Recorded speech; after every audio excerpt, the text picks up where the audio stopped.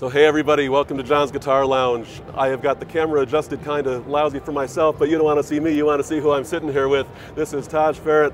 He is 14 years old and he has played with Santana, Rob Thomas, Orianthi, Andy Timmons I just found out. I mean, this kid can play like it's nobody's business. At like 8 or 9 years old, he was playing way better than me, which should not surprise any of you out there who have heard me play. But Taj, thank you so much for being here, man. I really, really appreciate it. Thank you for having me. Of course, of course. So why don't we get right into it? What made you start to play the guitar in the first place?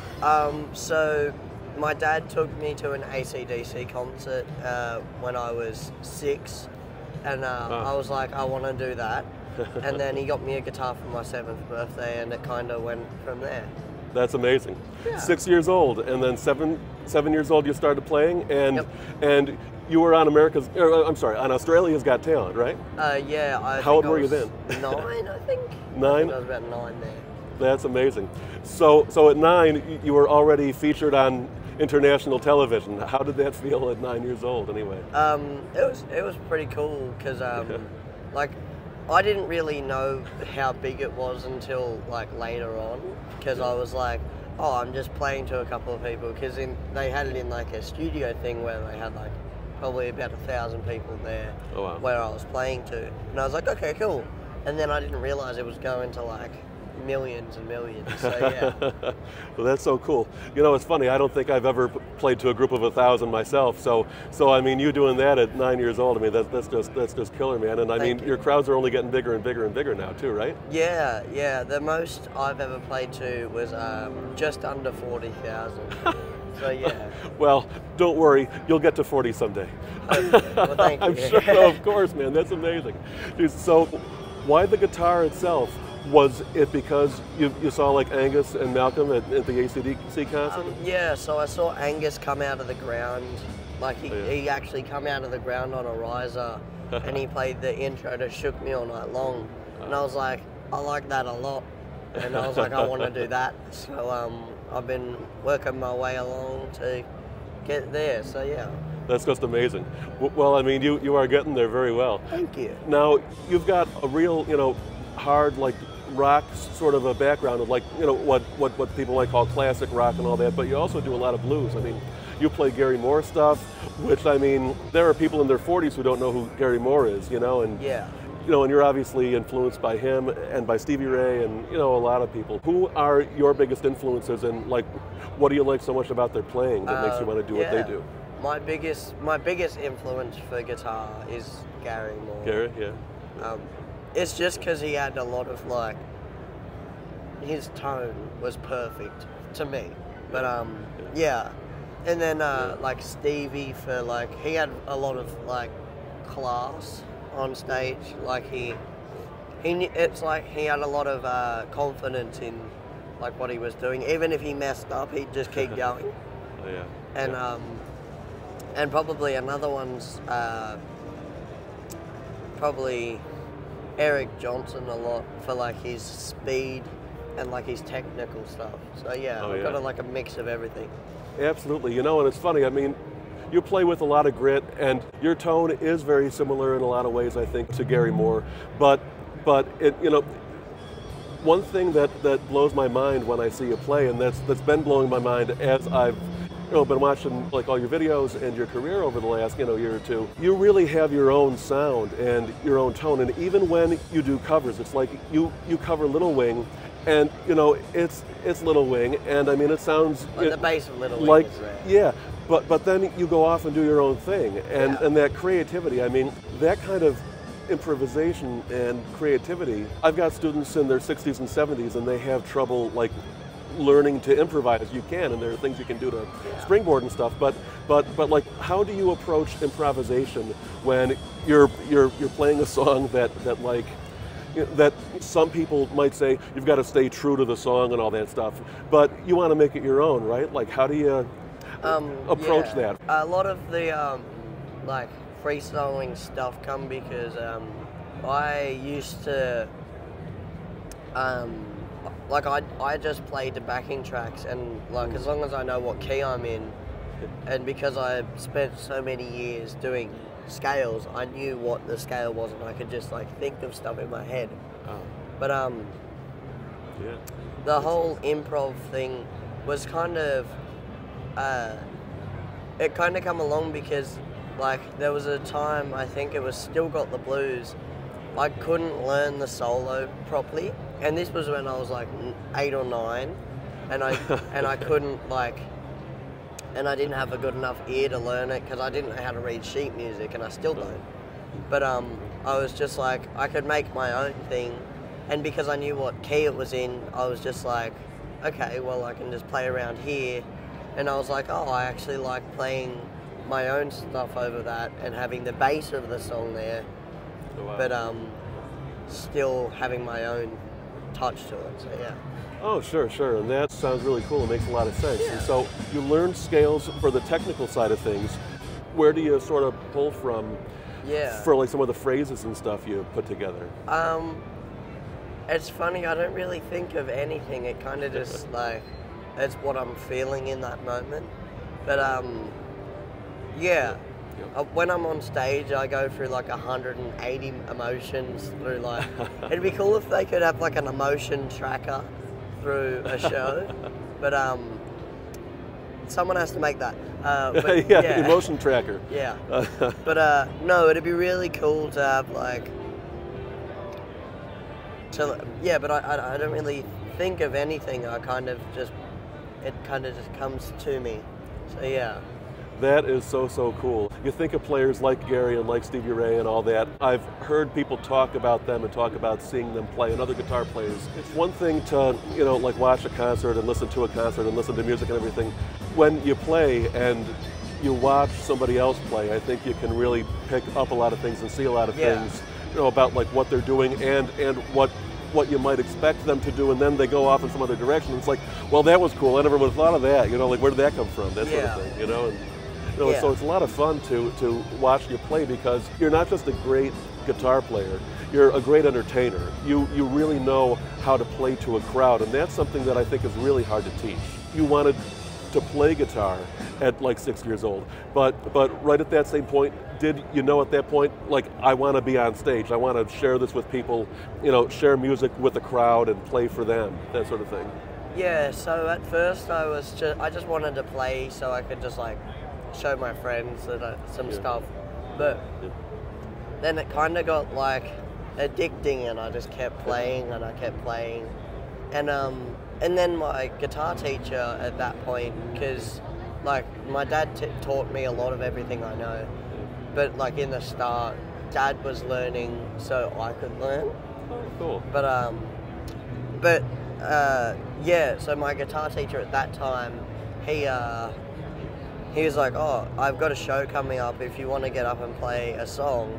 I was like, yeah, sure, I'll come up. And I was really nervous because it was my first show ever.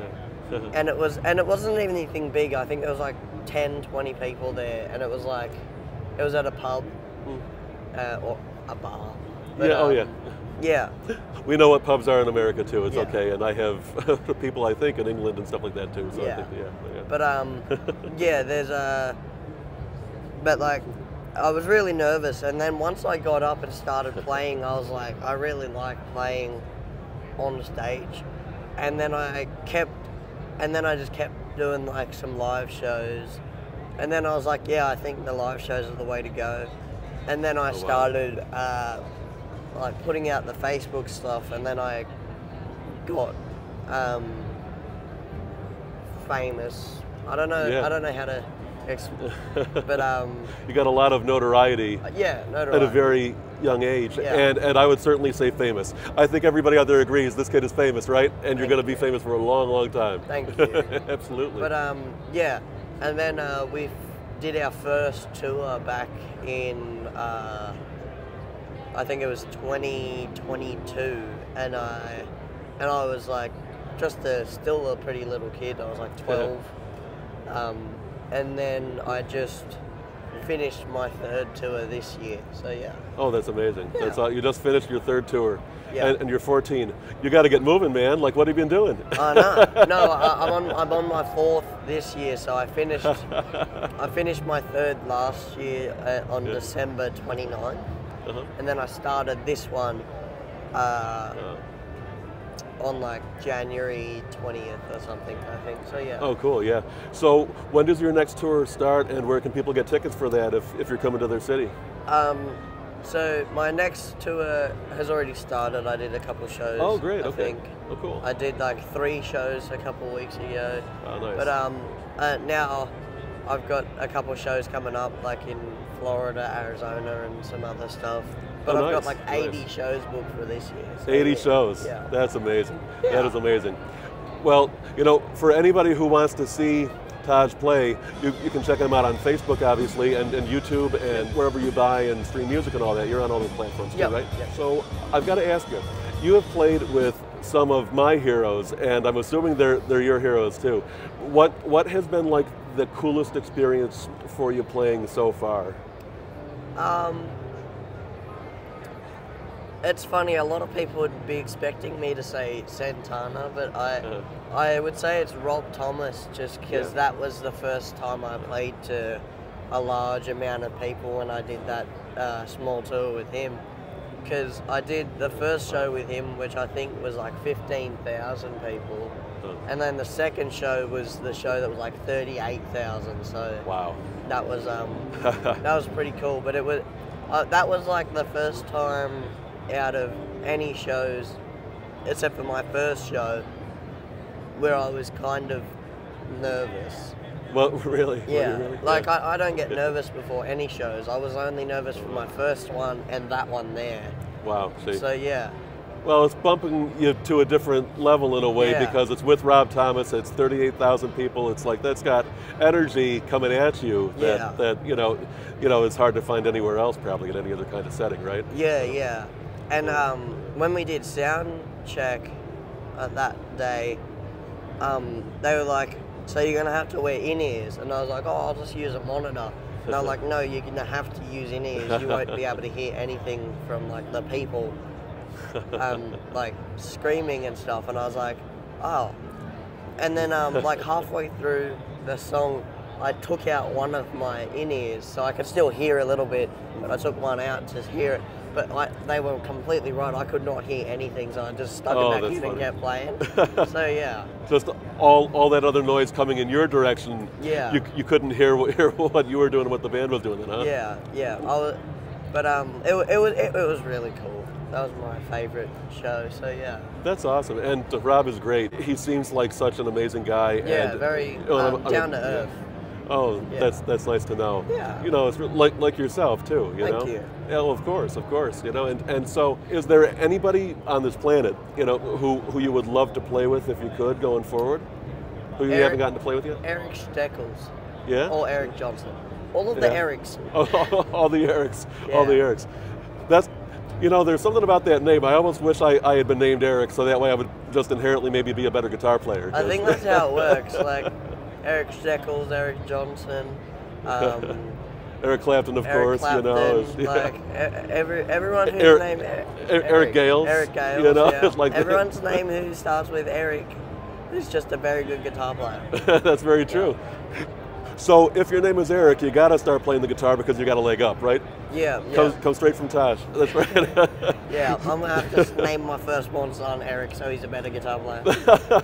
Well, it's hard to find a better guitar player than you, man. I got to tell you. Thank you. Absolutely, absolutely. So do you have a favorite guitar? I mean, I see you in some videos, like from time to time, like playing the same guitar a lot. But what's like your holy grail guitar, if you got one? If I could buy any guitar, it's a 58 Les Paul. 58. Yeah, I know a lot of people like 59s, but the 58 had a little bit of a smaller neck.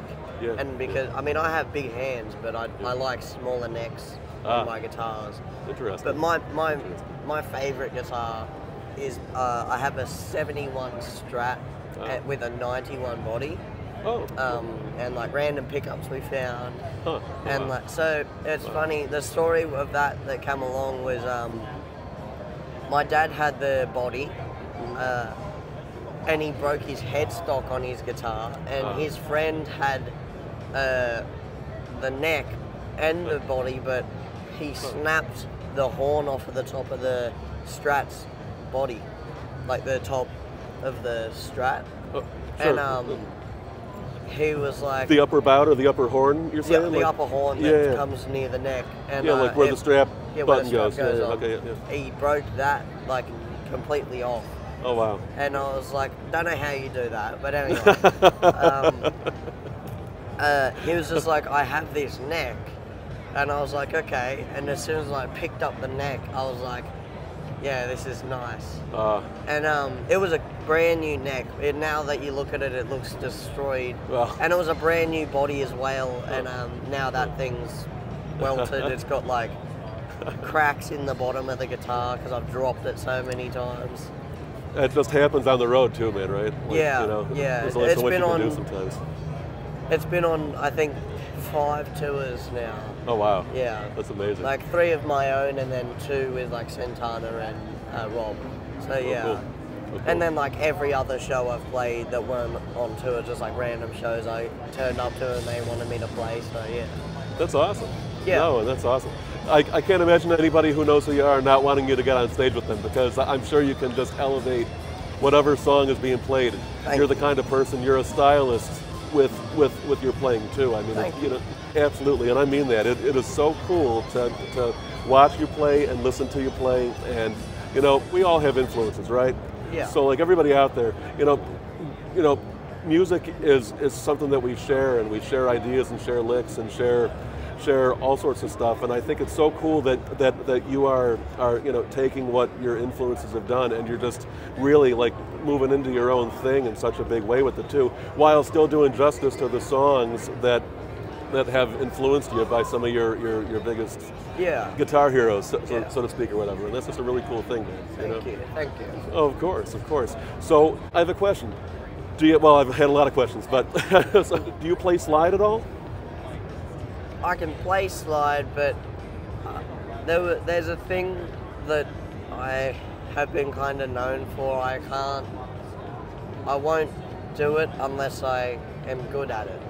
Sure. So it's like I can play it, but I won't play it at a show until I know I can do what I can do with my fingers on the slide.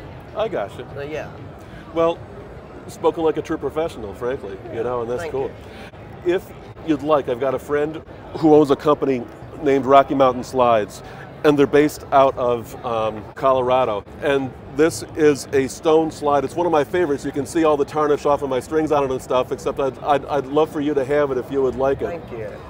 Absolutely, and that's, you know, it's made out of stone. That's cool. Thank you. He's got, so much. of course, man, of course. Yeah. So he's got a million types of stone slides. He builds ceramic slides. He'll build you whatever you want. So I'll get you his information if you're into that and you want to try that. I normally use like a brass or a glass slide.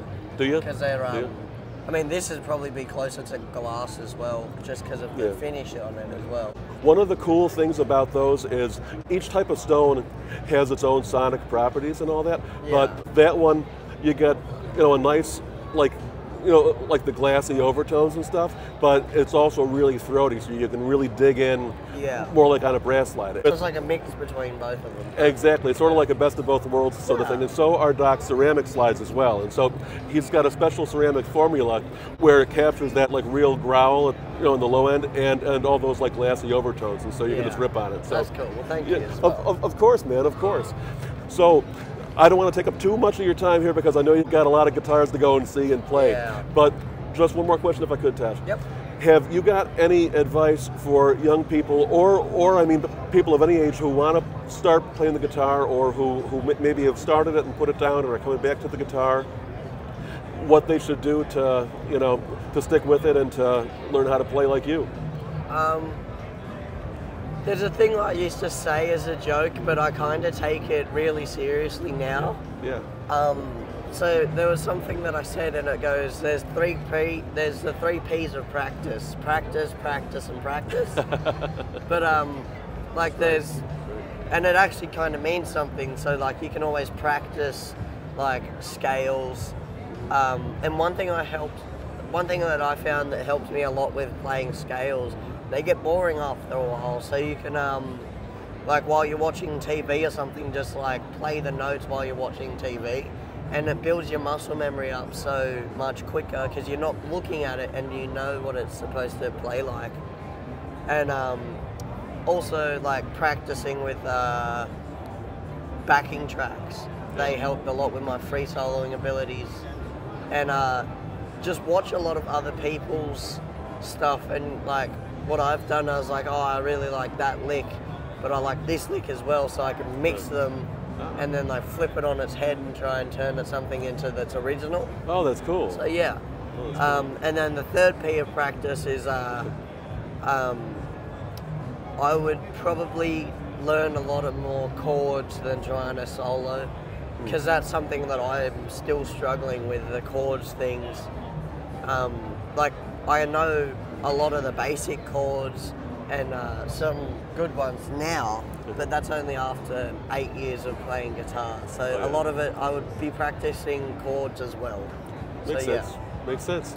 Well, that is great advice. Thank you. I'm sure that's going to help a lot of my people who watch on my channel. So everybody, check out Taj everywhere on all the streaming platforms. Subscribe to his YouTube. Check him out on Facebook and everywhere else. Go to his concerts. Go to see him on tour. See him live, because I'm going to get to see you live tonight right here at the NAMM Show, and I cannot wait to see you. Finally, get to see you in person, man. So, Johnny Stewart from John's Guitar Lounge. Like, subscribe, comment, and all that jazz that I keep telling you to do, and none of you do. But have a great show, Taj, and I will see you. Thank you very much, my friend, and I will see all you again soon, right here from the NAMM Show and John's Guitar Lounge.